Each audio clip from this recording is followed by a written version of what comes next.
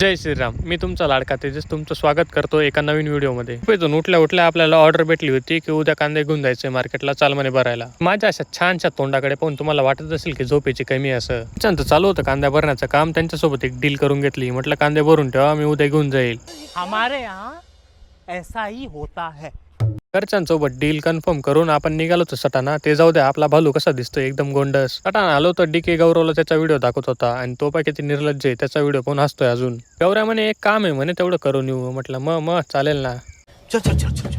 या वा, एवढे आरसे पाहून तर मला चक्कर यायला लागले होते. गौऱ्याला म्हटलं इथून चाल पटकन, नाही तर मी तेच पडून जाईल. आरशांचं का वजन करून विकता काय माहिती, मला तर काही माहिती नाही. तुम्हाला माहिती असेल सांगा. आपल्याला जी वस्तू पाहिजे होती ती घेऊन आलो होतो गोडाऊनला. गौऱ्या परत बाहेर घेऊन आला. म्हटलं आता कुठे जायचंय म्हणे तहसीलला. म्हटलं काय काम आहे म्हणे आधार कार्ड काढायचं. म्हटलं हा का, तुझं आधार कार्ड जाऊ दे म्हटलं. इथे मस्त हॉटेल आहे, मस्तपैकी चहा घ्या तात्काळमध्ये.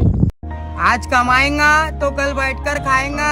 अरे चहा तर पाजून दिला होता भाऊने, पण चहा पिऊन कुठं गायब झाला काही माहिती. भाऊ यायलाच तयार नव्हता. आजाने काही दम निघत नव्हता. म्हटलं आता मलाच जावं लागेल याला घ्यायला. गौऱ्याला घेऊन आलो होतो रोहित दाकडे. तेवढ्यात पोपट दिसून गेला. त्याला म्हटलं तू वरच थांब, तू बता आगळा शे भाऊ. अबे साले, पोपटकडे पानाच्या ना आता डिकीकडे लक्षच नाही. भाऊच्या पुऱ्या अवकाळ्या चालू होत्या त्या स्क्रू घालण्यासाठी. क्या कर रहे हैं यार तू? नंतर सनम तेरी कसमच्या संचालकला घेऊन आपण निघालो होतो गावात. मी तुम्हाला बोललो होतो की लवकरच देव मामलेदार यांच्यावर एक व्हिडिओ आणणार आहे, शूट करायचा होता. मामलेदारांच्या मंदिरात आल्यावर या खालच्या मंदिरात कोण कोण गेलं आणि कशाचं आहे तेवढं सांगा तर बरं. सायंकाळी आलो होतो घरी. जनता आज बी आलेली होती आणि बापूचं फक्त बॅटा फिरवण्याचं काम चालू आहे. भेटू पुढच्या व्हिडिओमध्ये. जय श्रीराम.